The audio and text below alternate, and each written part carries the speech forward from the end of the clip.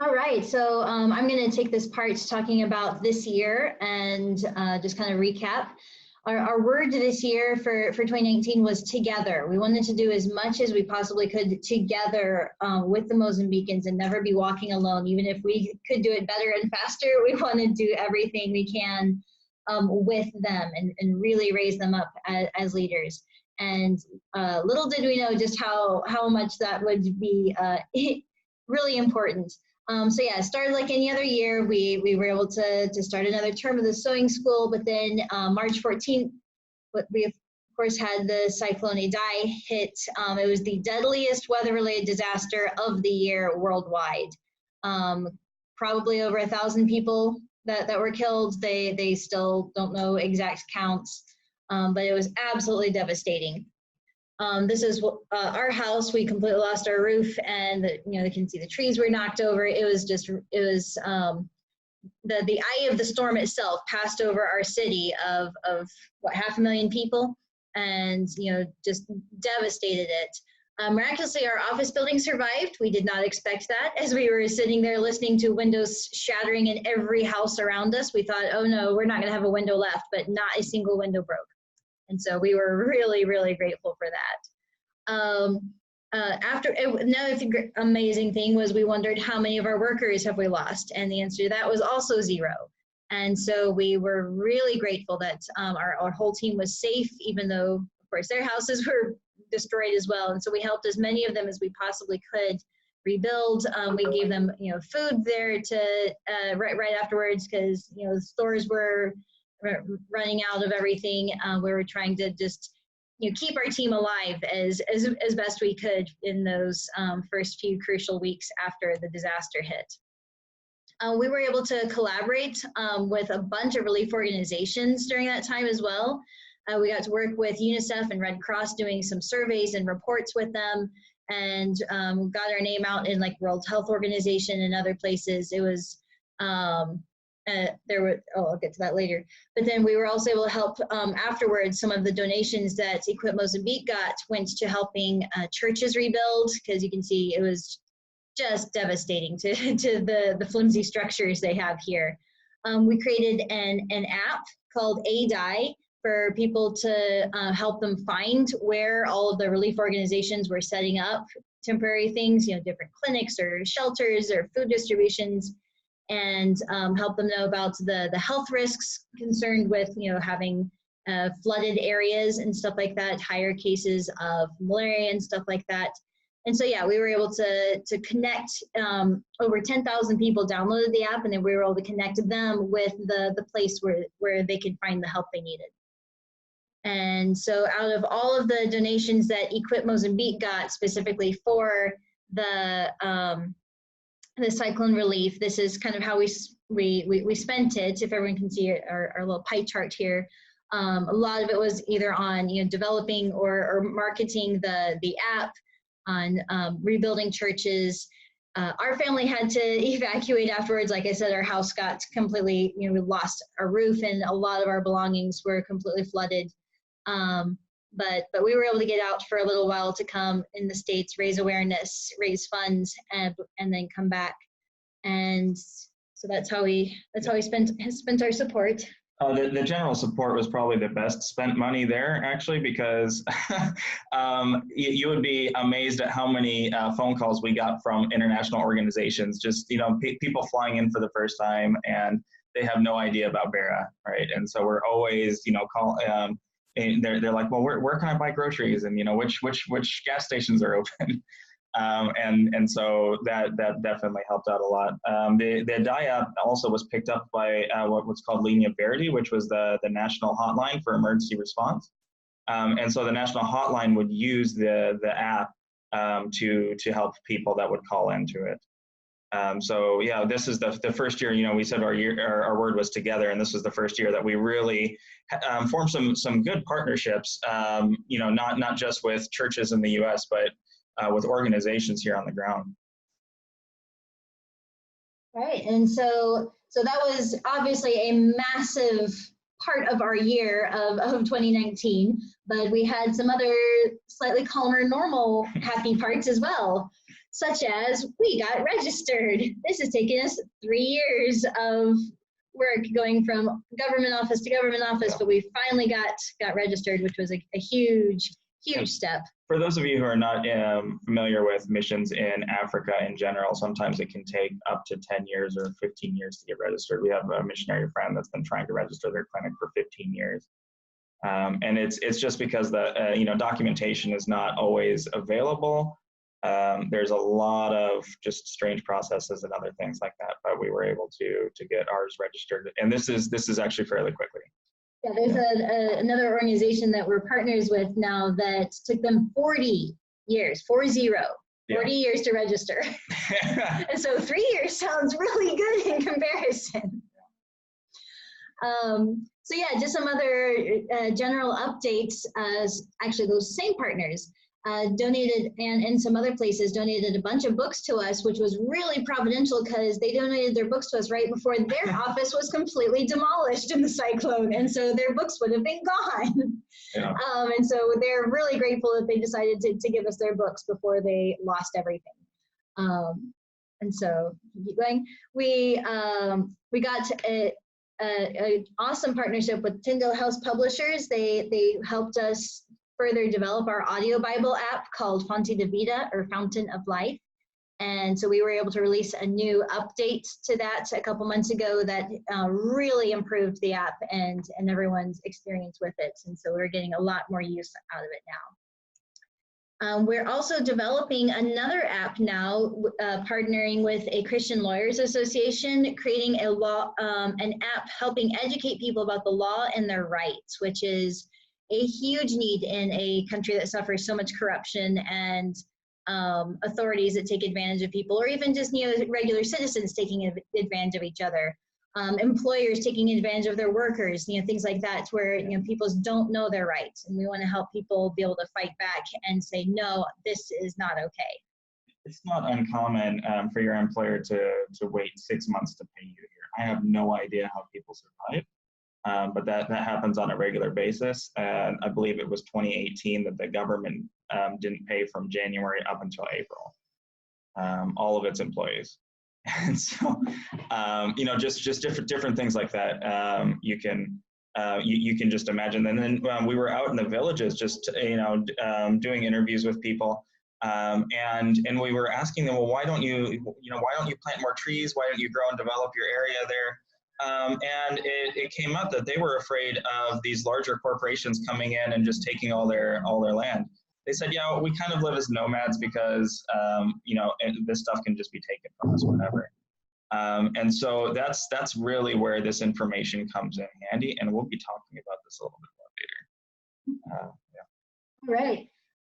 Here's a picture of some of the ladies from our sewing school. We had a really fun event where we gathered as many graduates as could come. And so you have representatives here from all 6 terms that we've had up to this point. And so it was great to hear their testimonies and hear how God has really changed their lives through the sewing school. One of the funny testimonies that a lot of them gave was, I got fat, meaning I finally have enough food on the table. Yeah. And we just loved hearing them, share about, their successful businesses and how it's just really transformed the course of their lives and their families by having a way to support themselves. There was one lady that jumped up and and her testimony was, I sewed this dress 2 weeks ago and it doesn't fit. And everyone jumped up and they were celebrating. And it was the neatest thing. It's not something we've really celebrated anyway. But for them, it's a huge victory. We have 6 operating daughter schools right now that also had some significant growth this year. A lot of them, kind of went on hold for a little while after the cyclone. Some of them lost their location where they had been meeting, but they're all back up and running now. One of them even had a full-on graduation just like we do, and gave all of their students machines just like we do. And so that was another huge step for us, for them to be able to reach that level of financial management and, high production and high quality. And we're just really proud of them for all that they've accomplished this year as well. And then our mother school had our graduation just a couple weeks ago, and 19 more ladies were able to walk out of there with their certificates. And we're just really, really excited for what's in store for their lives and their future generations as well. I loved how many of them had kids there at the graduation, and talking about how, yeah, I'm already teaching my kid how to sew, and it's just really, really cool. And don't ask our staff about that the graduation, because they have embarrassing videos of us dancing, or trying to at least. Or John getting wrapped in a capilano. Yeah. And now we're doing our interviews for term 7, starting in February of next year. Just wanted to share this picture. We actually go and visit the ladies when we're interviewing them. And this was one of them, the lady in the middle there. And this is her house, as you can see. Like, this is how they live. It's just a bunch of bamboo sticks with, looks like rice sacks opened up and nailed to it.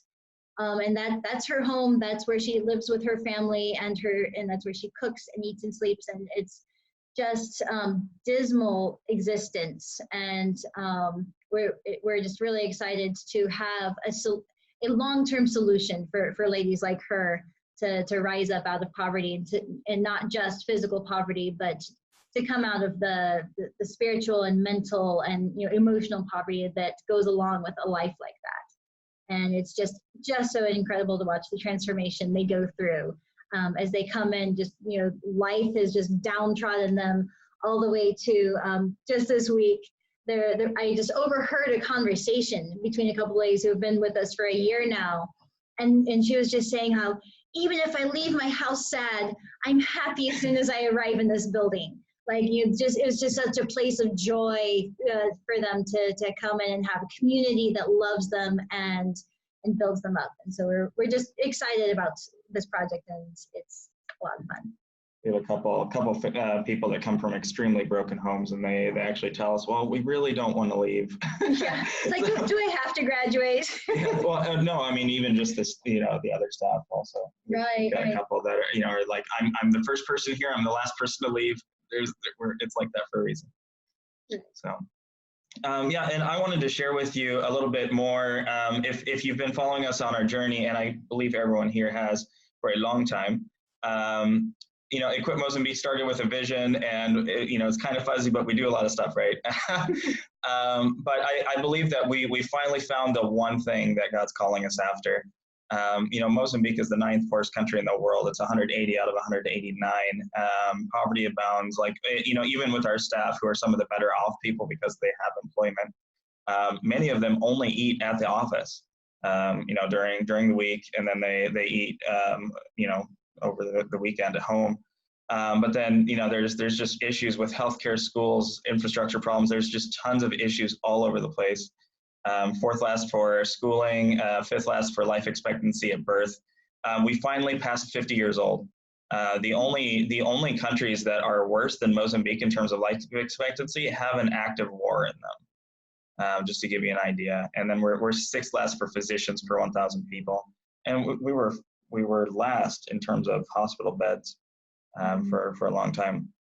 And so these statistics are alarming, and these were the things that we were facing for a long time. We thought these were the big problems, but just after years of being here, we actually realized there was a bigger problem, that the church was there, the people that were supposed to be the hands and feet of Jesus, but they were just as hopeless as the regular Mozambicans. They were sitting back and saying, oh, we're going to do our own thing, but they felt completely incapable of tackling some of the larger problems in their society. And why I'm saying that's probably the worst thing is, in 50 years, missionaries are still going to be needed.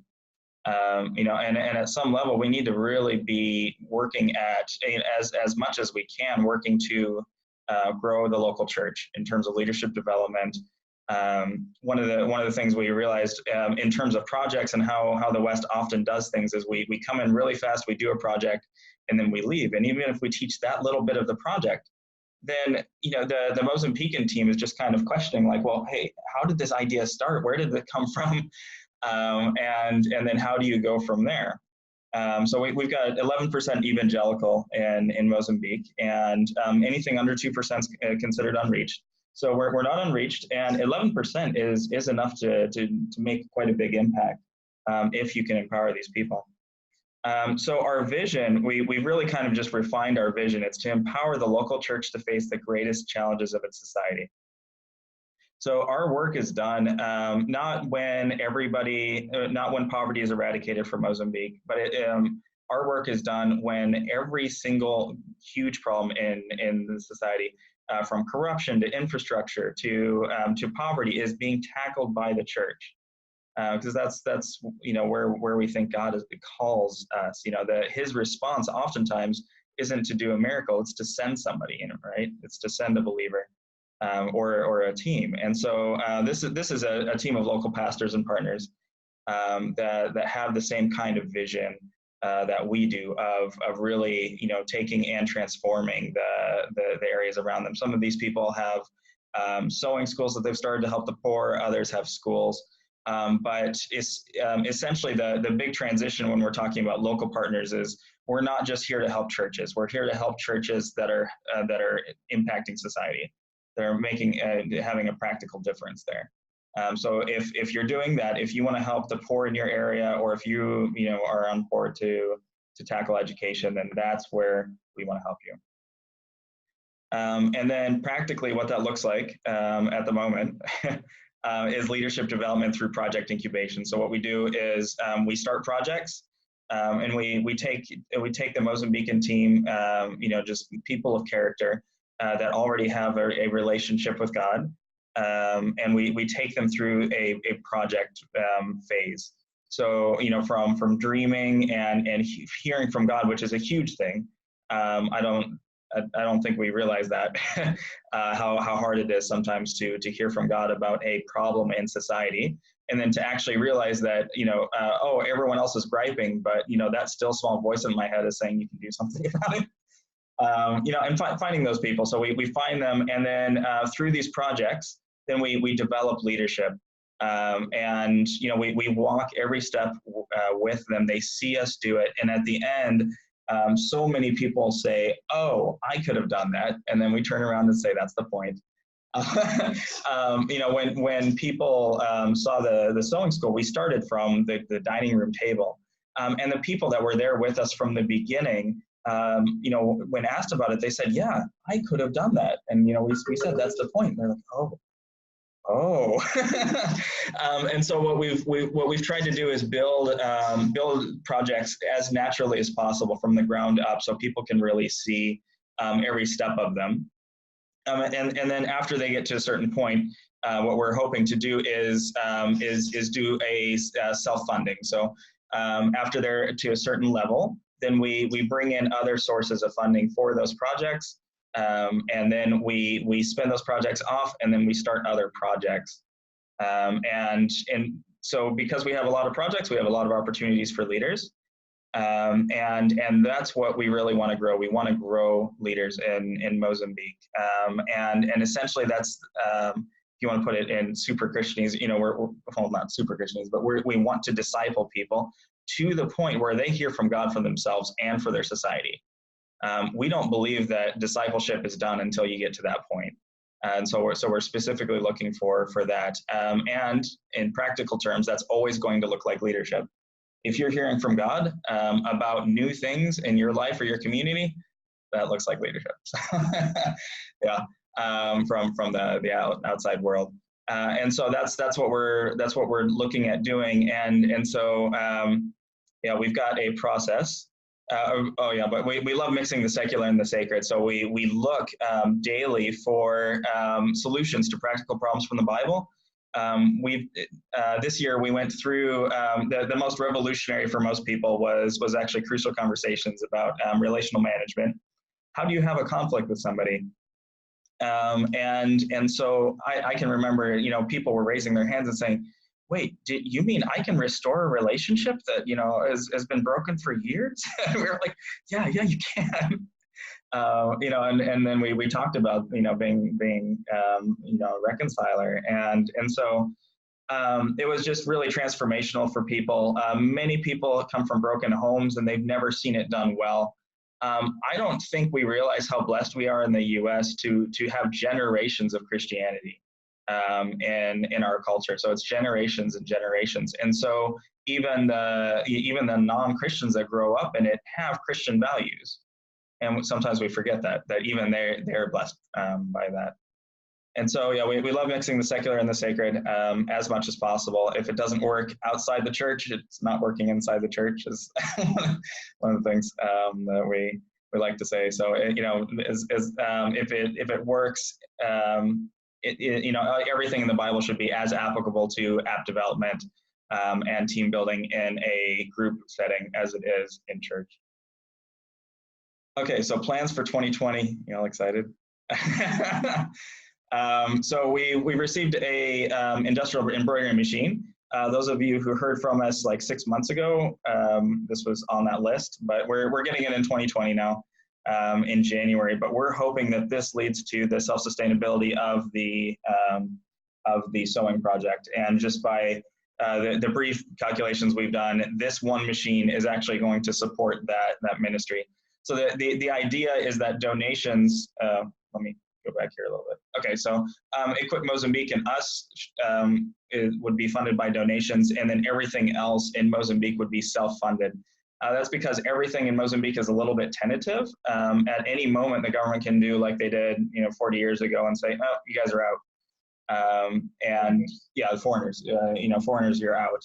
And we wanted everything to continue, and so that's why we wanted to grow things in Mozambique. And it also shows people the entire process of discipleship and growth. One of the most difficult things about being a missionary, specifically with discipleship, is you can't actually teach somebody to do exactly like what you're doing. You can't you can't do a copy paste model because your disciples are never going to have the access to the church network that you do back in the U.S. And so that's one of the things, one of the blessings, I think, of having a part-time job on the side. People have seen, oh, okay, this is how we do things. And yeah, so in terms of discipleship, that's really helped. People have seen me daily, and how everything works with that. And then they get to live with me the rest of the week. It's not just a Sunday morning thing. So that's the embroidery machine. And our goal is to spin off the tech team and the sewing school as their own entities this year, which means that they're managing their own finances, they're making their own hiring decisions, and that they are self-supporting. That's a bit of a stretch goal, but not terribly so. The IT department brought in almost 100% of their own funding for this year, which is an incredible accomplishment in Mozambique, where everyone says people are super poor. But yeah, we do a lot of things, websites, graphic design. Actually, Pastor Tim has been asking us for some graphic design work for his church back in the US. And so, yeah, those kind of website jobs and other things support that ministry. And also the grants for the Fountain of Life app and other things like that have been supporting them. And then we're looking to support the sewing school through the embroidery. Now, this is the super exciting thing, I think, and what we really want to focus on is the Juris app, the law app, and it's just a couple things that are being put in place. Our word for 2019 was together, and we were just learning how to do things together. And me in particular, I was learning that most of the time when God calls you to a big project, He also calls other people. And so it's hard sometimes to find all those other people, and for me, it's even harder to wait for them. But now what I'm trying to do as a habit is, find out what God's doing, and then find out the other people that God's called for the same purpose, right, and the same place. And Juris is a great example because we found a Christian law or a Christian association of lawyers that already had a lot of the information we were looking for. And they've agreed to develop all the rest of the content for the app. So we're the technical partner, they're the content partner. And then Yeah, so this is the part, you know, because we're developing this tool, and it's going to be easy to get. We believe it's going to be easy to get 100,000 downloads on it, because of the number of people who we've shared it with, and they've said, "I need this right now." If you've ever been to Mozambique, then you know how often you get pulled over and you get asked for, you know, insane fines. You'll know how many times just somebody walks up to your door in a uniform and says, "You have to pay this." And you don't know if it's in the law book or not. And so with this app, you're going to be able to flip it open, and it's going to have a table of, you know, fines. You know, these are the things you can get fined for on the road. It's going to have your rights as a landowner. It's going to have your rights as a married woman. And we're working with a couple of the nonprofits in the area to work with gender-based violence, and just teach people how do you, you know, what's right in a marriage and what's not. What do you do in preteen marriage situations? And so this is going to be a tool not just for individuals, but for organizations. And then, you know, we've got this group of churches, but we've been looking, you know, how can we mobilize them for, we've been, you know, praying for a while. Well, it turns out Pastor Lucas on the right side there, he's been on our board of directors for a while, and he used to run the National Council of Christian Leaders. And he's been intricately involved in the peace processes over the last couple years. And he's retiring. Actually, he just retired. And so we were like, yeah, we just retired from pastorship. And just a couple days ago, we had him in and it was like, oh, well, you know, what kind of retirement is this going to be? You know, is it going to be, we never hear from you again retirement? Or would you be open to, you know, to doing something like this? And we shared with him about the app and the campaign. And he's like, I can do that, you know? Count me in. Yeah, count me in. And so, yeah, I mean, he's on our board of directors, so he'll definitely be helping in a conciliary role. But if we can find the funding to actually have him on our staff, that would do wonders. I mean, because of the influence that he has in Mozambique, in the government sectors and in the church sectors. So the goal right now is to do a campaign nationwide with the app. So we put out the app on in April, and then every month we send out to all of the churches that are interested in participating talking points. And so this month it's on your land rights. This month it's on worker rights. This month it's on consumer rights, because we've got a bunch of junky Chinese stores here that sell you total junk. People don't know that you can actually return it. And you know, just different things like that. But every month we're going to take something else. We're going to make some videos that you can share on WhatsApp, and we're going to give the pastors talking points. And then we're hoping that Pastor Lucas can also work with the police and some of the other governmental organizations. And we really have to kind of be careful when we're doing, you know, this kind of rights and anti-corruption thing, because we want the government to know we're on their side. This isn't a, you know, anti anybody effort. Yes.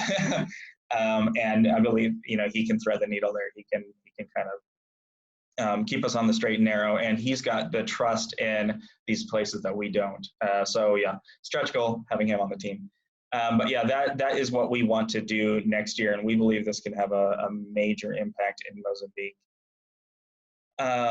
Just a couple things on finances. So last year we had 180,000 in donations, which was incredible. Like the churches came through so powerfully after the cyclone. I couldn't believe how many people donated, and it was I guess the most overwhelming thing for us was right after the cyclone. We didn't have network for a week, and so we didn't know what was going on. And then we finally get network back, and the banks don't have any signal. So we found all these donations pouring in, but we couldn't use them yet. But it was just overwhelming that so many people were thinking of us and supporting us. So we had $112,000 of one-time donations come in, and yeah, so it was incredible. We used over 99% for Mozambique. That is, you know, mostly used in Mozambique, or things we bring to Mozambique, or for flights. So we don't actually have, we don't have any paid staff or anything in the US. And another thing about 2019, we had 100% growth over 2018.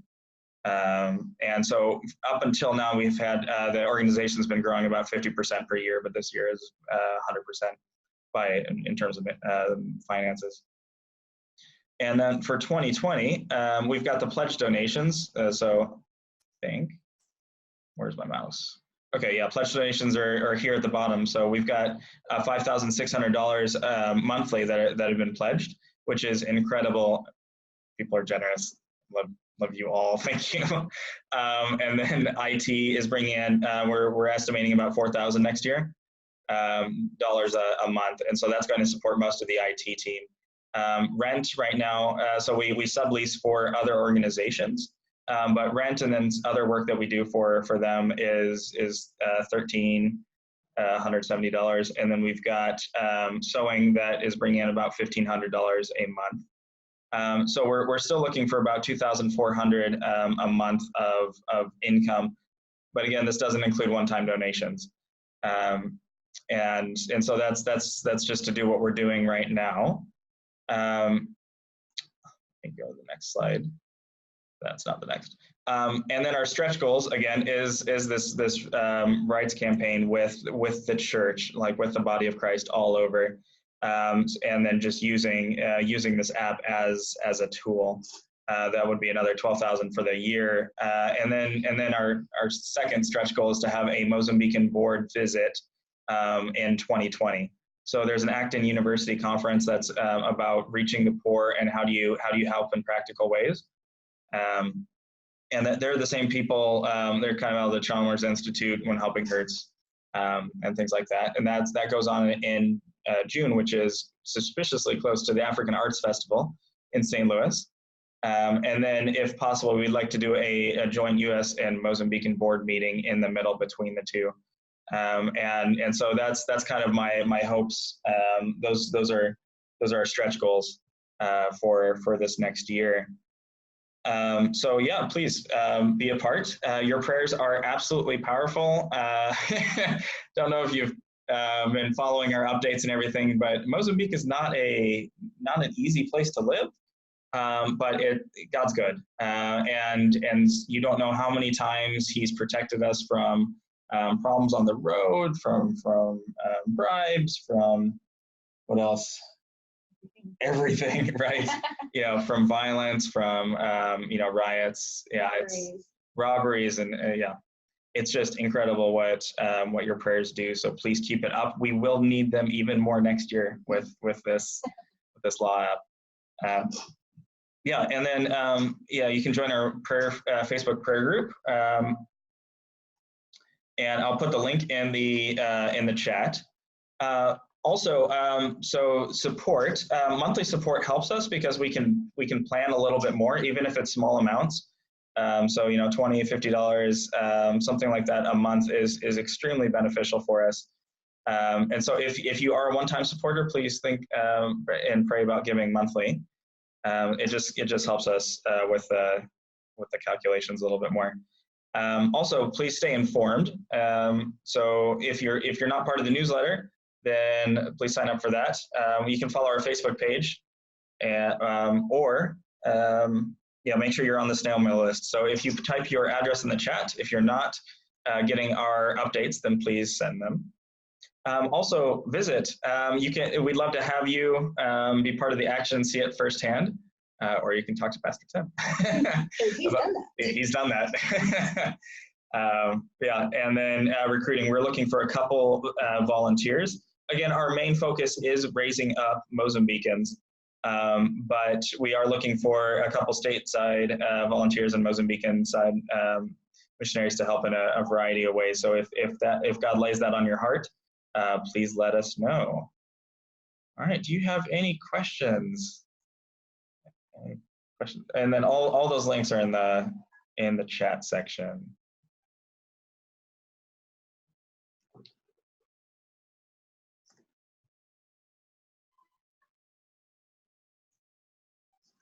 So question can be about anything, about what we're presenting, about next year, about what it is to live in Mozambique.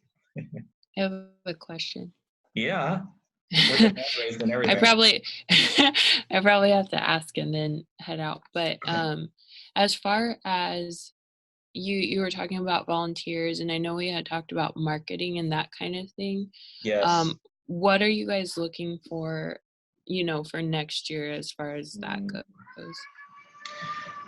So yeah, that's a great question. We're looking for somebody in Mozambique that speaks good enough English to post on our Facebook page. So that can either be a local person or it can be a missionary. And then we're also we're hoping for somebody to help us kind of develop an overall communication strategy and plan. If you haven't noticed, we're kind of haphazard about this. And I feel like a lot of people get let down.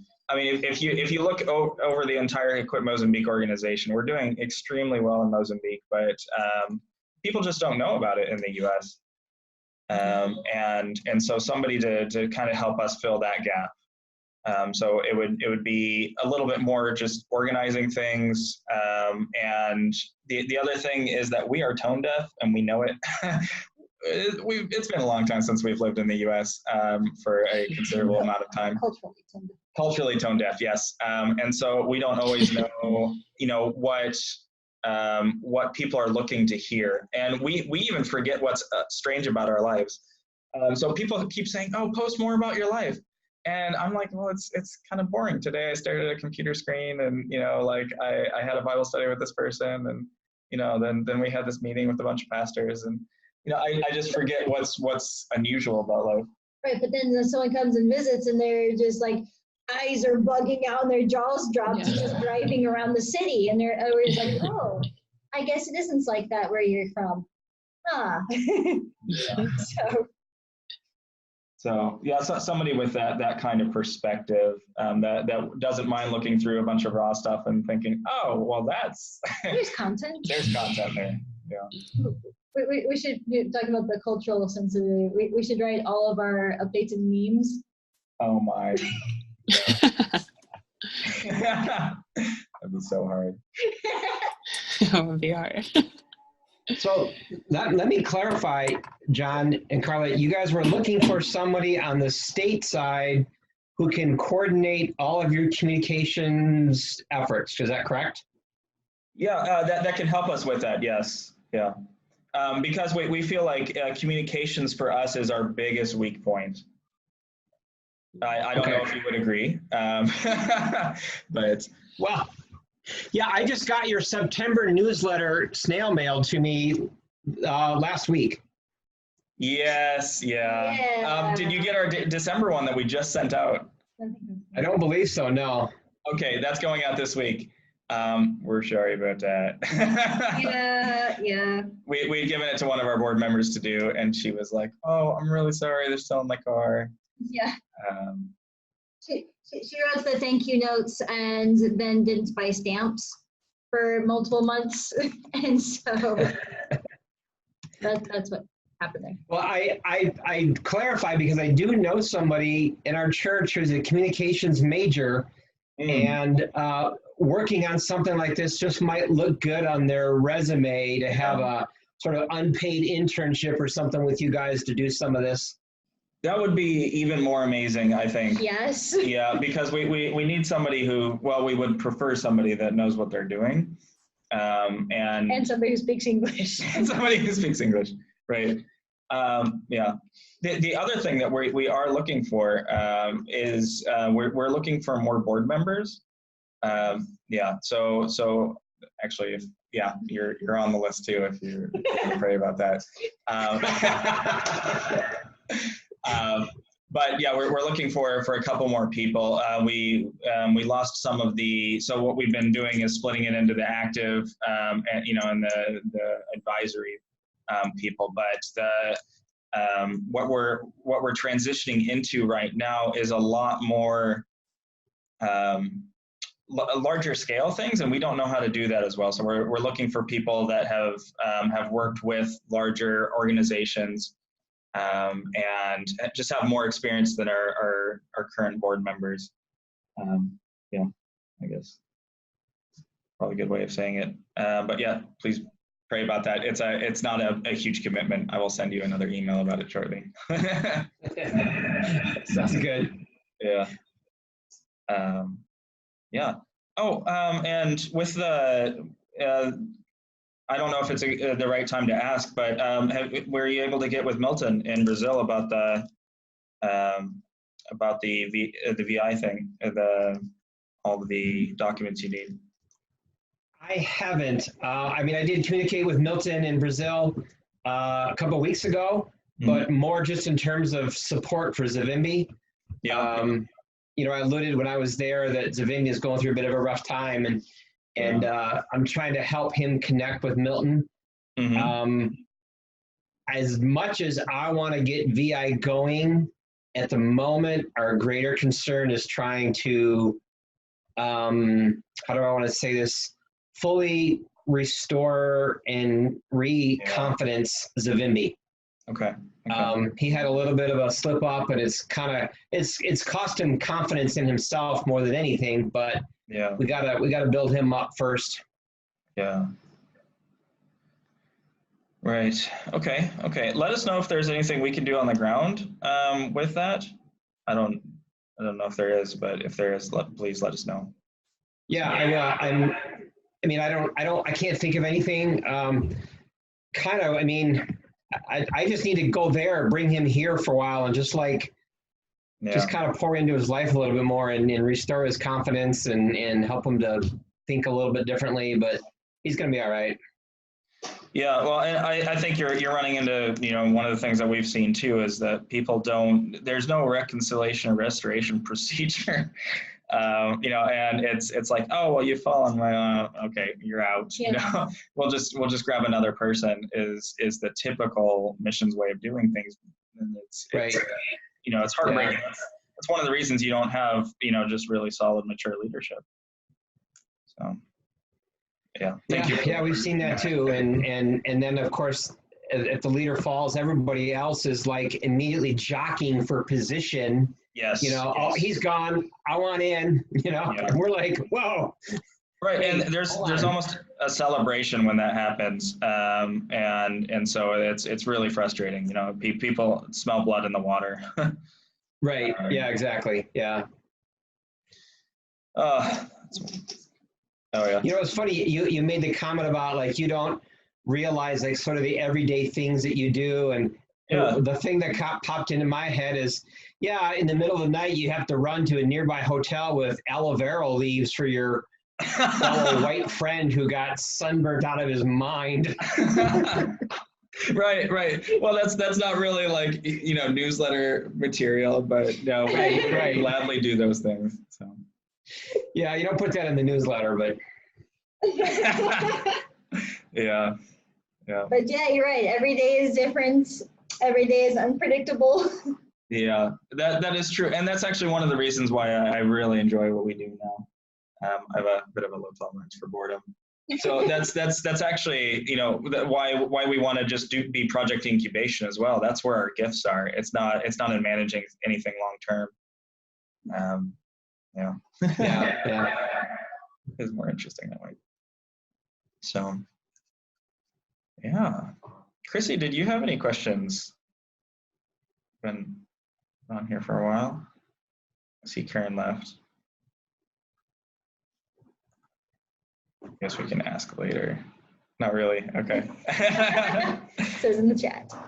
Okay. Yeah. So that's kind of where we're at right now. We haven't done that many U.S. side sales, like sewing sales, right now because we've sold everything over here. Yeah, our local sales have done so well and getting orders and stuff like that I just can't build up enough stock to send to the States. Yeah, and so we don't, that's one thing I guess we need a little bit more of the board to get involved with, but is that the best way forward? And because it does make something, we don't get nearly as big of a profit margin in the U.S. as we do here. No. Yes. In Mozambique as we do in the U.S., so larger profit margin than the U.S. But when we're training leaders, they can see the entire process here.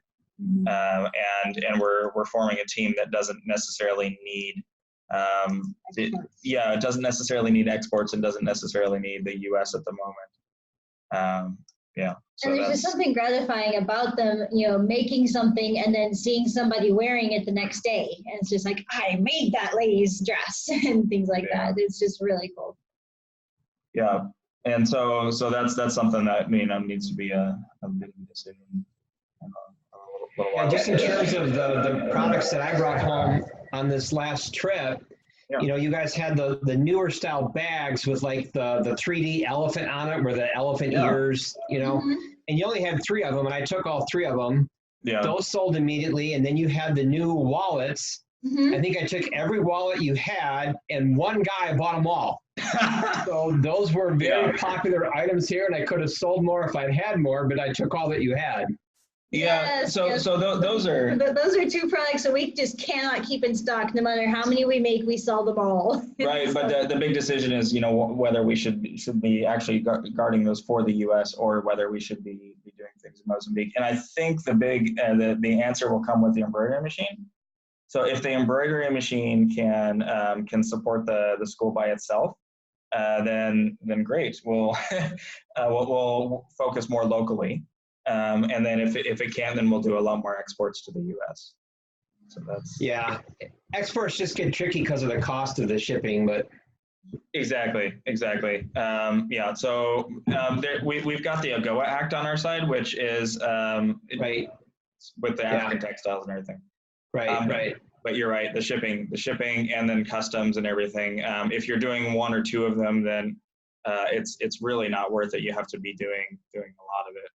You have to be doing volume. Yeah, that's something that I've thought about for a long time, is trying to fill up a container of stuff to bring it over here to actually start an African store here with all kinds of products that we would find there, not just from your sewing school, but from other places. But just haven't pursued that enough, I guess. Yeah.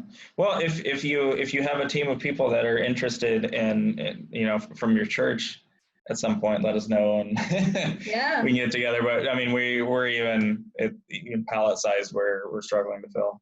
Yeah. At the moment, because things just sell so fast. Yeah. Right. You can't even make it fast enough to get the shipment filled. Right. Yeah. Yeah, so that's a good problem to have, I guess. Much better than the other one of stock sitting there all over the place. Right, you could have loads of inventory and not be able to sell it. So exactly. So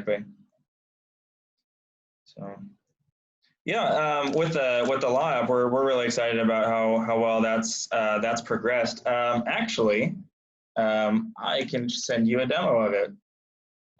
We put it on the Play Store. Now it's definitely not all finished, but we have the first content already available. All right. Hey, this just popped into my head. Yes.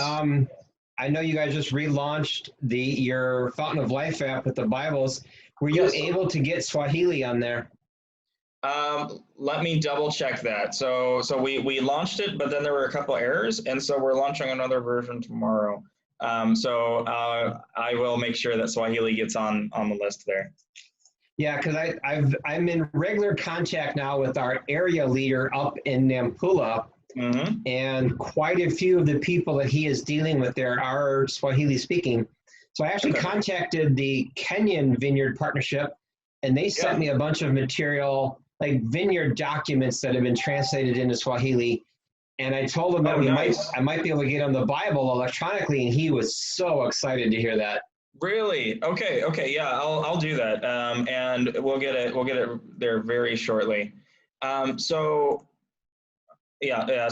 We're also launching in South Africa. We found an Afrikaans church that was really excited about the app, and so they're going to be uploading things and kind of being our main partner in South Africa.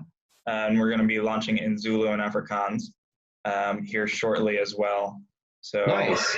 Yeah. And so things are growing. They're not growing quite as fast as what we were hoping, but that's okay. I think what we really want to do this next year is focus on the Juris app. I mean that, and some of these things we're actually more waiting on other people than we are on the programming side of things. Not a problem. Yeah, so I will definitely look into Swahili. Great to see you, Bye. and Chrissy. The kids are still having some issues, so I'll be back in a bit. Yeah, we put them to bed. Yeah, but they can hear you, so. Right. No, it's true. It's true. So yeah. Anyway, if you get to Swahili on there, let me know. I'm sure they would be. I mean, he told me that he was super excited when I told him that we might be able to get an electronic version of Swahili. So. Yeah, let me do that, and then I don't believe you have access to the back end, but if you know anybody, if even you, if you wanted, we can give you a login, and then you can put up sermons, or you can put up anything in the languages that you have, and then they'll show up on the app for people. So right now we take some of your sermons and we put them on for the English version. But you're more than welcome to do that if you have specific ones that you wanted to share. Yeah.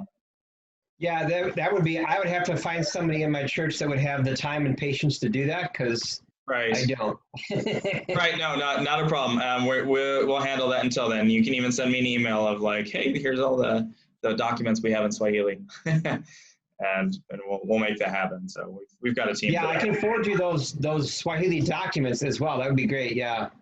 Yeah, that would be excellent. And then do they speak Portuguese up there, or is it English and Swahili? The one church that we visited it was in the Maritime refugee camp, Yeah. and they only spoke Swahili. There was no Portuguese and there was no English. Okay. Because the people, even though they're in Mozambique and they've been in Mozambique for years, they were all originally from the DRC. Okay, yeah. That particular church. Now, as we drove around the Maritime refugee camp, we saw all kinds of people groups. Like I saw a group of Somalis and other people groups in that camp. But this particular church, and it was a good-sized church, they were all Congolese folks, and they only spoke Swahili. Yeah. Okay. Yeah, I'll definitely make that a priority. I'll do the research to see what we need to do to get that on there. But it's a widely spoken language, so I don't think it'd be too hard to get up there. So. Yeah, I just made a note. I'll forward you their vineyard documents. So if you have a vineyard place in the app, I don't know, but you could put those up there. Yeah, absolutely. So, yeah, that sounds good. And we don't have any other documents. Well, obviously not in Swahili, but I think we only have them in English and Portuguese at the moment. Yeah. But yeah, let me know if you get the Bible up there, and then I can send those guys, or even maybe work with you to help them be able to download the app and start to use it. Okay. Yeah, that would be really good. I'll send you an email, and I believe it'll be a success. Hey, we got it on. So, but yeah, we're pretty excited about the upcoming version. Yeah, but there were just a couple smaller errors that we were working out. Good. Well, yeah, thanks for making it. Glad I got to talk to you. Yeah, this was a good idea. I'm glad you guys did this. I was glad I was able to make it today too. So yeah, thanks. And we're looking at doing them a little bit more frequently. Again, communications is probably the weakest thing we have going for us at the moment. That and grant writing, I think. But apparently, grant writers hide under rocks, and you can't find any of them. Did you last year? I wrote a letter for a grant that you were applying for. Did you get that one? I don't remember which one. I believe it was actually. It might have been the Tyndale one.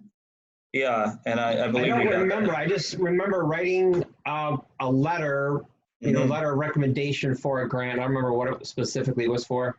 Yeah, I believe it was for the Tyndale one. And yes, we did end up getting that one. So thank you.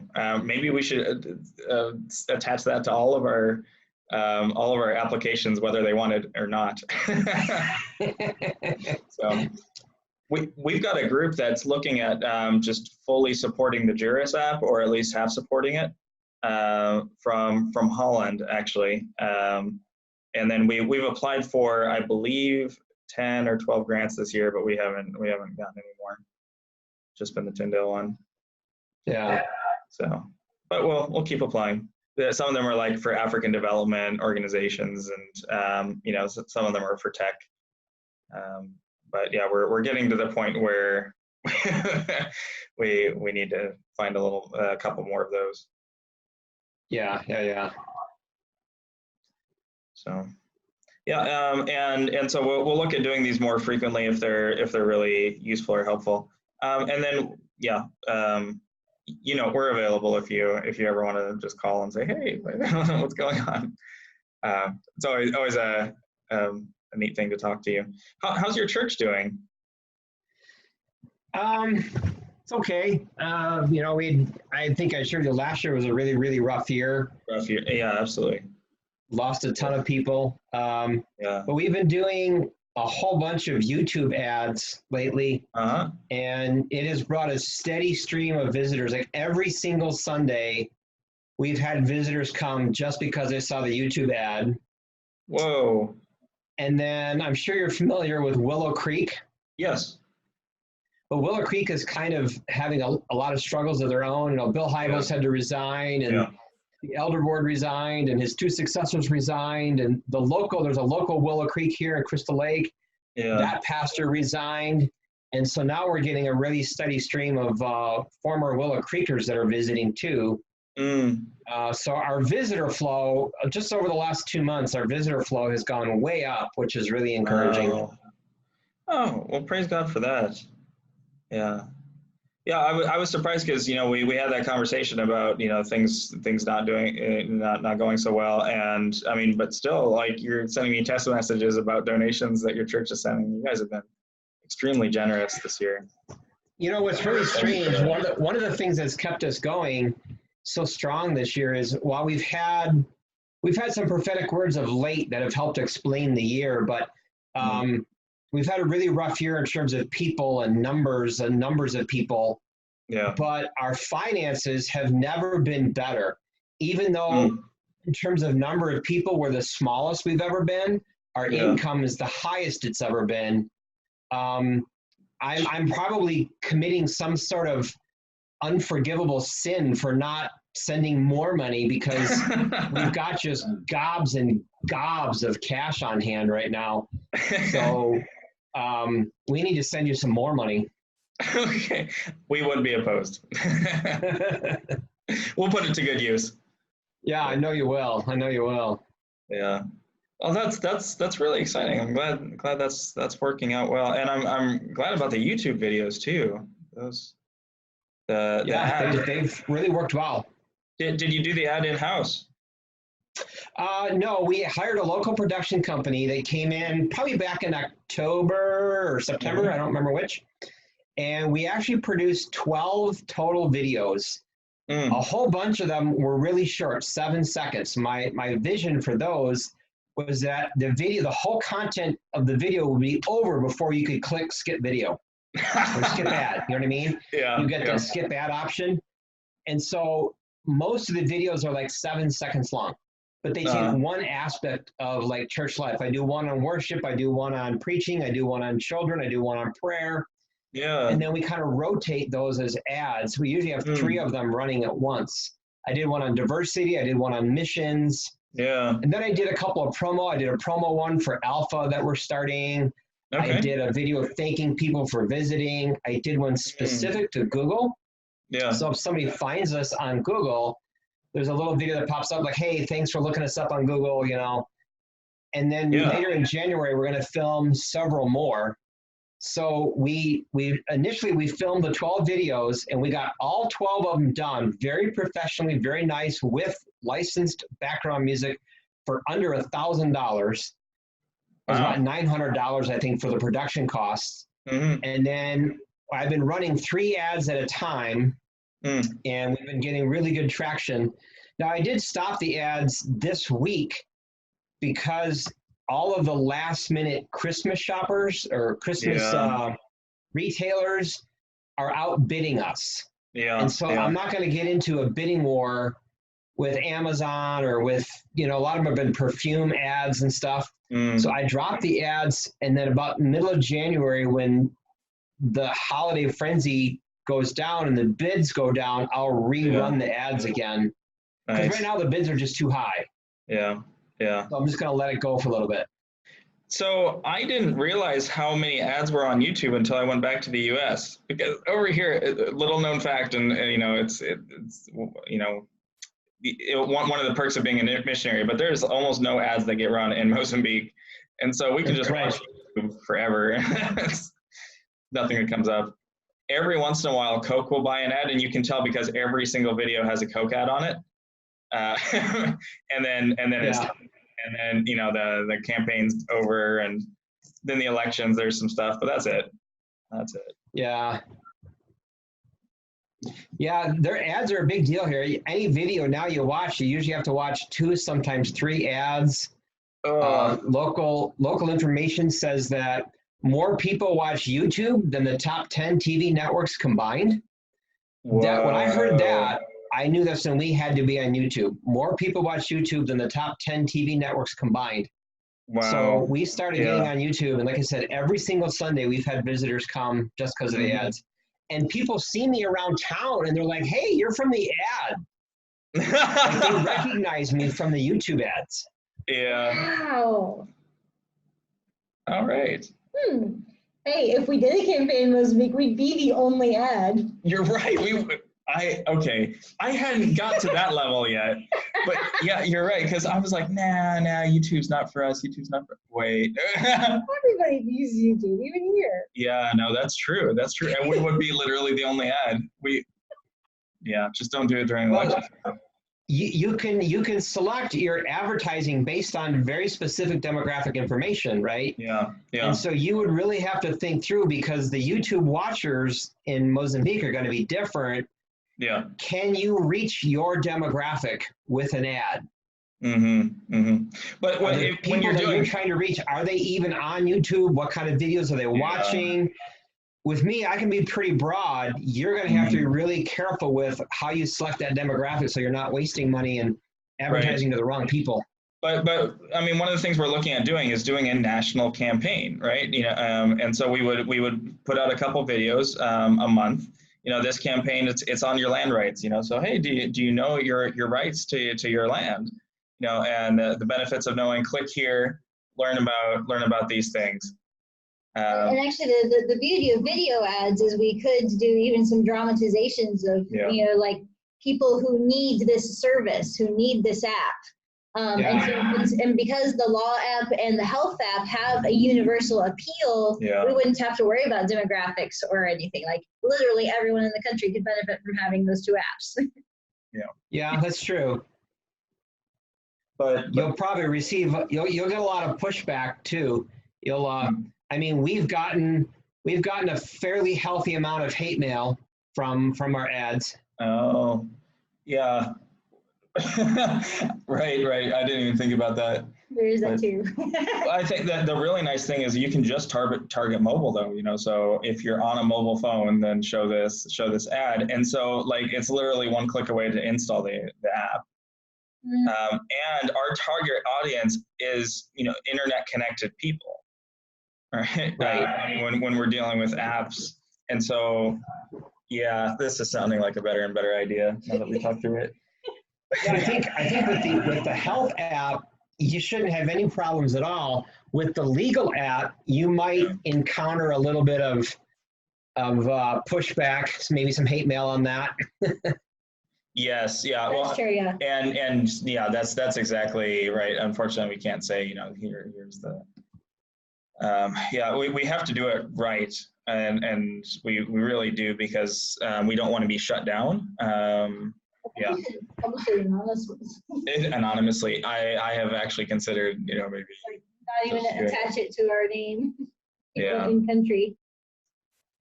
Yeah, unfortunately, it's not the safest place to be anti-corruption, but that's why we're not putting the C word on any of our documents. You know, and so we're actually just saying this is a rights app. Now on there, you're going to be able to you know, to say if your rights are being violated and where. Yeah, and yeah, so it's going to be. Yeah, I mean, as you start to push back against corruption, you know, quite honestly, you guys could end up with some death threats. But Oh yes, yeah, yeah, we've been warned. we've been warned, and sadly, they wouldn't be my first death threat. That's sad. But it would be over something legitimate. yeah, right.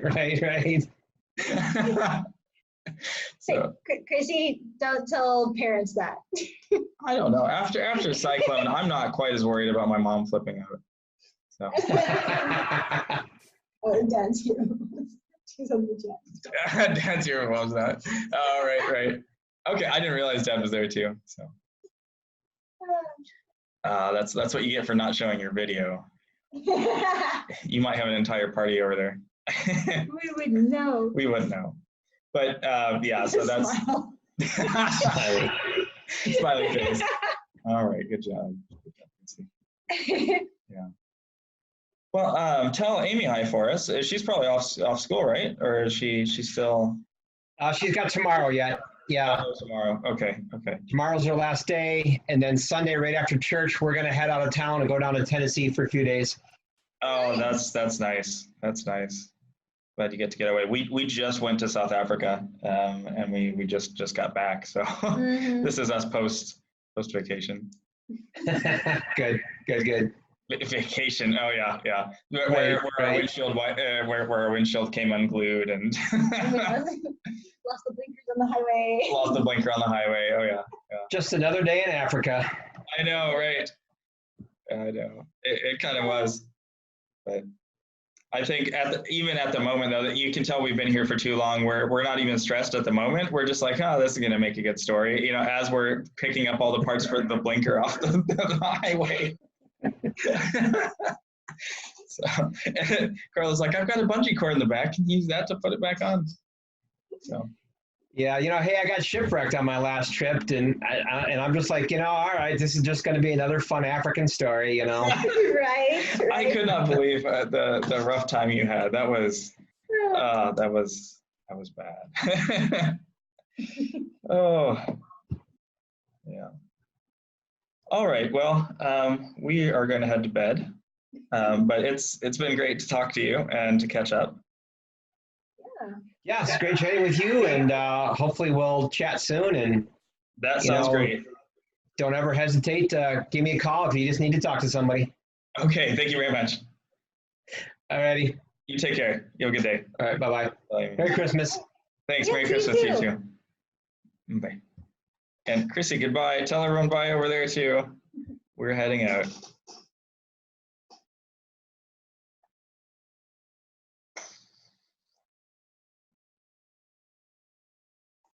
Okay, stop share. Actually,